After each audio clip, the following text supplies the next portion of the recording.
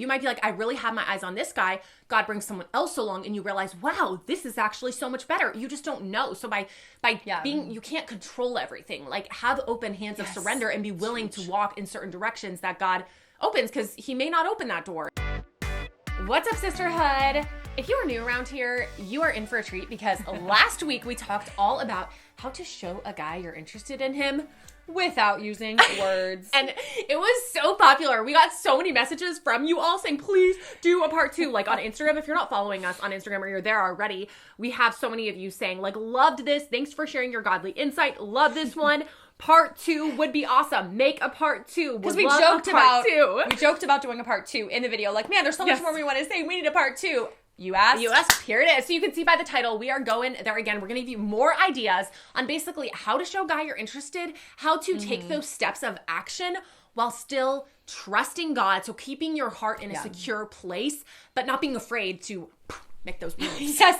And that is, it's a both and it's a hard tension. I remember feeling this in singleness, like, especially when I met Zach and I was interested, but there wasn't really much happening, but I wanted to be around him. I wanted him to know, like, I'm interested, like, if you were to pursue me. But at the same time, there wasn't anything happening. Yeah. And so, like, as I took those steps of action, at the same time, I had to trust God. Yeah. And I had to know God has a timeline. He has a plan. I was tempted and sometimes did try to manipulate and take control because I wanted things on my timeline. And that's the trap we can fall into, totally. Right? Like, there's a pitfall where we can swing on either ditch, the ditch of, like, no action. Lord, I trust you. I do nothing. I'm just at home. Please come. The prince knocking on my door. Could happen.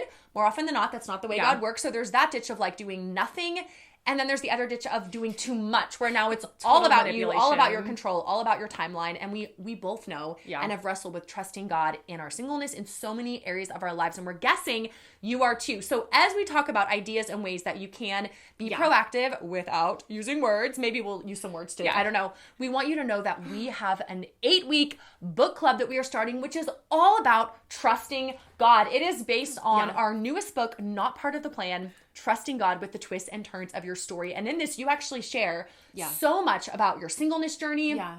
Like the whole story. You thought you were going to get married young. It ended up being almost a decade later that you actually wore a wedding dress that you bought 10 years before. I mean, you have to read the book to hear that story if you haven't heard it. Yeah, if you are in that place of like desiring marriage, wanting to take action, I literally, like in this book, Dave and I actually both share our journal entries from when we were struggling to trust God, and then from when we noticed each other in that whole process, neither of us knowing what each other was thinking, we journaled our prayers and our thoughts, and I share those in this book. So if you're like, I need Dave some gave serious permission. I need some serious encouragement, like join us, because this book will literally change your life. Yes, and I share about my whole infertility, recurrent miscarriage. It's for anyone who says, I could grow in my trust of God. I know I would thrive more by anchoring my trust in the Lord, finding my hope in Him, leading my emotions with truth, figuring out how to overcome my anxiety by truth. That is what we dig into, and we're doing an 8-week book club so we can all do it together, because we need this. We all need this. So here's what this looks like. It is the Not Part of the Plan 8-week book study guide. In order to get this, along with the resources you'll need every week, you have to sign up at girldefine.com/book club. It is free, but by signing up, you'll be able to download this guide to help you. It has the schedule, what to read when, how to stay connected to the sisterhood throughout the study, but you need to go to girldefine.com/book club. Join us. It's about to start. Let's all do it together. We truly believe the 8-week study could be life-changing for you. Oh, yeah. And this is, like we said, this is the foundation. So we don't want you to just like be like in an emotionally turbulent, not trusting God place. Like, I guess I'm going to go take action and, like try to, get him to notice me. It's like, we need to have a foundation of trust because that will give us like the ability to handle rejection, to handle disappointment, to handle, wow, I tried to talk to him and nothing happened, It's like the springboard. You can't just jump off without having this foundation, or it's not going to end well. Yeah. Okay, so jumping into some additional ways and ideas to, it's like being intentional to let a guy know you're interested without being like, hey, what's up? I like you, since that's how we all talk, right? Right. Like, leave middle school behind. Let's do this in a more mature way. Yeah. So, for example, it was Valentine's Day recently, and a bunch of you, I got like multiple messages from you basically asking like, hey, so there's this guy I'm interested in. Is it okay if I do blah, blah, blah, blah? And each of your situations were different. And for most of the responses, I was like, yes, like, let him know you're thinking about him on Valentine's Day. So one girl was saying, so I work with this guy, like, I don't know if it was at a church or wherever she worked, but she was like, I'm really interested in him. Should I like even wish him a happy Valentine's Day, or should I just ignore it? And I'm like, that is a perfect opportunity to say, like, hey, happy Valentine's Day. I was thinking about you, hope you have a really great day. Like, what's the worst that can happen? He's like, I really don't like you. And he gives you the cold shoulder, and he's like wanting you to know very clearly. Well, maybe that'll help you know the answer. Or it helps them to know, like, whoa, she was thinking about me on Valentine's Day. So I was encouraging the young women and women who were messaging me to take those appropriate steps of action. Like, we don't have to ignore the fact that he's a man and you're a woman, and you might have a spark for him, like, that's okay. So if you have questions like that, very simple, appropriate ways where you're like, oh, it's his birthday. Should I wish him a happy birthday? He just had an accomplishment. Should I congratulate him on this? Yes, those are the perfect opportunities to be intentional, to let him know, I'm thinking about you. Congratulations. Good job. Happy birthday. Happy Valentine's Day. Whatever it is, I feel like any occasion is a great opportunity. Merry Christmas, happy birthday, happy Easter. It's like a good excuse, right? Like, it really is. So here's a question follow-up. This is unscripted. How long should a girl do that? Like, what if she's not getting anything back from him? He's never wishing her a happy birthday. He's never wishing her a happy Valentine's. She's not getting any vibes, but she's, like, still kind of interested. Well, I would say you can't put all your eggs in one basket. So when you're in this stage of singleness, and it sounds terrible, but it's like, you got to have your options open. Yes, you might be really praying and hopeful, but you can't just say, well, he's the only one and I will not be open to any other guy. Right. Like, for example, when I was really interested in Dave, I wanted him to make a move. I was very obvious. I was very intentional. I was wishing him all the happy birthdays and congratulations. I was inviting him over. I was, like, making all the efforts to be the super happy, friendly face and very around without basically saying, I like you. For a long time, though, like, like 2 years, he didn't say anything and didn't make any moves. And in that time, other really great guys were interested. And I came to that point of, like, okay, am I just going to sit around and wait for the rest of my life for Dave to make a move? And it's not like he was being slow. He's younger than me. So it was like, he was just doing things on the timeline. He was praying and he didn't feel it was the right time to make a move. But I didn't know any of that. So I'm over here like, should I just wait around forever? And I was like, I can't do that. Like, I can't literally put all my eggs in one basket and go, oh, well, he's the only one I want. And since he's, like, not making a move, I'm just going to keep waiting. I had to trust God that he would bring Dave into my life if he wanted him to, and he wasn't. And he was bringing another godly man. So I had to take that step of faith and say, you know what? I'm not going to just, like, shut my door forever and be like 50. Because you don't know what God has. You might think I know what I want, but I don't know what God has. So that's good. Yeah, you have to. I think you can't just shut the door. You have to be open. Yeah. And I felt like I was literally ruining my chances with Dave because I was like, wow, I'm literally starting to get to know another guy. Dave is going to go after some other girl. He's going to be like, but it's funny because guys don't work that way. Dave was thinking like, oh, she's with another guy. Like, once he was interested, he's like, I'm getting in line. Like, I will be there. He's like, relationships end all the time. So if it doesn't work out with her, I'm going to be the first one in line. And it didn't. And he did. So guys don't think exactly like us. They're not like, oh no, she's with another guy. A lot of times guys are like, relationships end. If it's meant to be, like, I'll be here if, when she needs someone. That is where the trust factor comes in, right? Yeah. Because you had to trust God to know if God does have Dave for me, he'll work it out. Like, I don't know what he has, but all I can see is that Dave's not pursuing me and this other guy is. Yeah. This guy seems like a great option. He's godly. Okay, I'm going to step into that and trust God with that. And look what happened. Yeah. That relationship ended. It wasn't God's best, and Dave stepped in. Yeah, and it might be the opposite for you. You might be like, I really have my eyes on this guy. God brings someone else along and you realize, wow, this is actually so much better. You just don't know. So by being, you can't control everything. Like, have open hands of surrender and be willing to walk in certain directions that God opens, because he may not open that door. And the same exact thing happened with me. Yeah, well, exactly. I was interested in Zach for many years. Another guy came along, and some of y'all have heard the story. We literally were a week away from getting engaged. He was showing you ring pictures, and just a bunch of red flags came up, and it became very clear through wisdom and input of those on the outside looking in, saying like, we just don't think this is healthy. This isn't right. It ended, lo and behold, within the next year, Zach and I got in a relationship. But I remember that tension of like, we only know what's right in front of us. We can only make decisions with this information, but God sees everything, and we can trust him to work things out according to his will as we just step in by faith. So what are some additional ways that we can be interested, show him we're interested, take steps while trusting God and without just saying like, I like you. Do you like me? Something that came to mind for me was just this idea of hospitality. And I think that sometimes we can become very selfish and like, oh, it's about me and I like him and how can I make this work? And we see in scripture over and over again the call to hospitality. Show hospitality.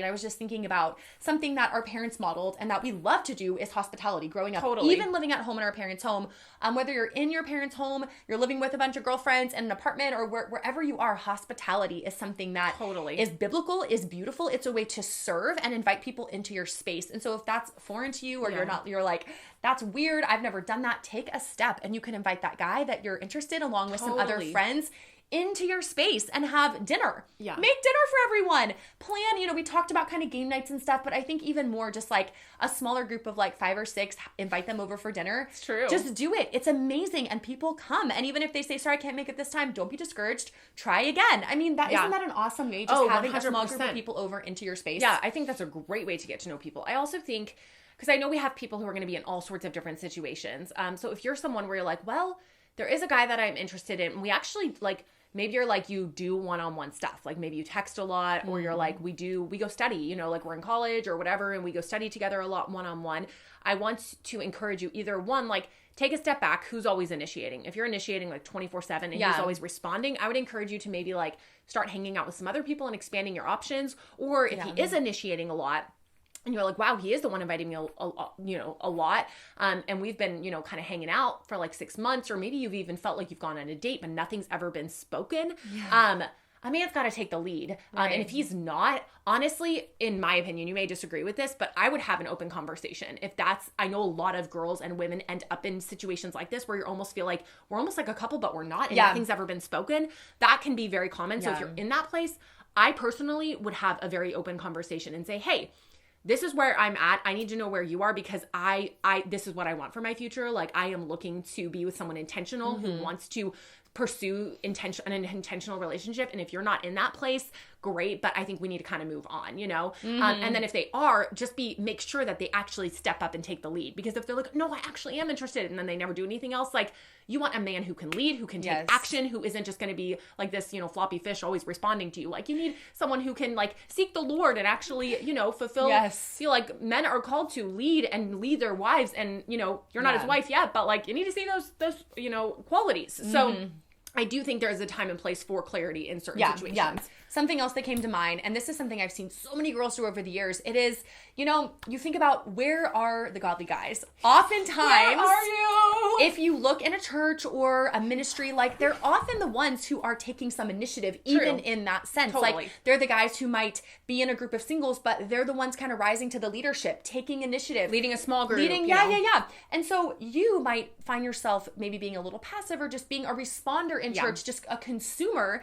And maybe what you need to do is pray and ask God to help you be more of a server and a leader, and lead in the places where you might find other godly men who are doing the same. And so maybe you've been involved in a church group for a while, but you've just been a consumer, and you're thinking, wow, I want to pour out, I want to lead, I want to grow spiritually and be someone who is discipling and loving others beneath me. And in those spheres of leadership is often where you can connect with a lot of great godly people. Even if it's not for marriage, it'll sharpen you, it'll challenge you, it'll strengthen you. And I have seen women in a godly way step into leadership in a biblical way, in ministries, in churches, and it's a beautiful thing, and they're able to make so many connections. And as you pour out alongside other people who are also pouring out, you can meet some pretty awesome people. Yeah, totally. Actually, that happened.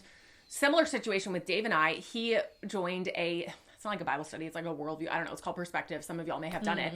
And it's like kind of intense. And so I heard, this was before we started dating, I heard that he was doing it, and you better believe I signed up that night. And I got I got Alyssa to do it with us and another friend. So I wasn't just like this weirdo, like, hey, like some stalker. But I was like, he's going to be there for like the next 8 to 12 weeks. I know where I can find him. I am signing up. And I ended up learning a ton. My first mixed motivation. Motives, but God used it. Yeah. And it was, it's a great place to see, like, wow, like what, there was a lot of interaction. We had to do a lot of praying together. It was a great place for me to observe him. And like I said, I invited other people to do it. So it wasn't just like the two of us, but it's like you're saying, like, get involved. If they're leading a Bible study, like, join their Bible study. And I think the answer will become clear. Like, if it's 3 years on it and they've never said anything, like, but if you're just like, wow, this is only, I haven't even given myself the chance to get to know him, join something that he's doing to give yourself and, put yourself in front of him to be like, hey, I'm right here. And there's so many opportunities in church, even if it's not a specific guy. Like, maybe you're like, well, I can't even think of a specific guy. Being more involved, serving. Like, I was thinking of a short-term mission trip that I actually went on with Zach's family prior to us getting married. I don't even think we were officially in a relationship at this point, but we were good friends now. We were getting close to being in a relationship, and we ended up going on a mission trip, both of our families with some other people, to Mexico. We were building houses, and in that environment, it was really cool to get to see Zach like serving and pouring out, and like I was being challenged and learning new things. Like I've never built a house, obviously, and so watching him like kind of in his element and things he's passionate about, that was really cool too. So even keep your eyes open, ears open, eyes open too, you know, for those opportunities in your church to serve and minister it locally, abroad. I mean, there's so much where you can connect and meet people. And we got to wrap this up, but one more thing I wanted to say is I know post the last 2 years of worldwide craziness, a lot of us have gotten really comfortable just doing church online. And I know many of you watching right now are probably like, yeah, that's me. I have really taken a step back. I haven't been in person. And if it's not for like specific safety concerns, maybe it's just like you really have just gotten kind of lazy and gotten into a new habit. I want to encourage you, like, this is your like kick in the pants, okay? You have got to get plugged back in person. I know most churches right now are back in person, even if they have specific protocols in place. A lot of churches are kicking up all their opportunities and, you know, like singles groups or Bible studies. So you have got to make the effort, even if it's uncomfortable, if it's hard, just commit, join, get involved. So, you know, you can't do any of this stuff we've talked about if you're not actually there. So this is your encouragement to jump back in. Don't sit at home on your couch anymore. Like 100%. You got to get back in. Don't default to this church community, dating community. Like God has so much more for you. His good design is local body in church. That's where so much can happen. This was fun. Yes, we got to wrap it up. But we need book study. We got to join our book study. If you want to learn how to trust God, which I know you do, as you are being proactive in your single life, come on over, girldefined.com/book study, girldefined.com/book study. Join us as we begin. Book study. Girldefined.com/book club. Click the link in the description. Get all the good freebies. Follow along with the sisterhood. It's going to be so fun. It's free. We don't know when we're going to offer this again, so come do it with us live. It's going to be a blast. We will see you there.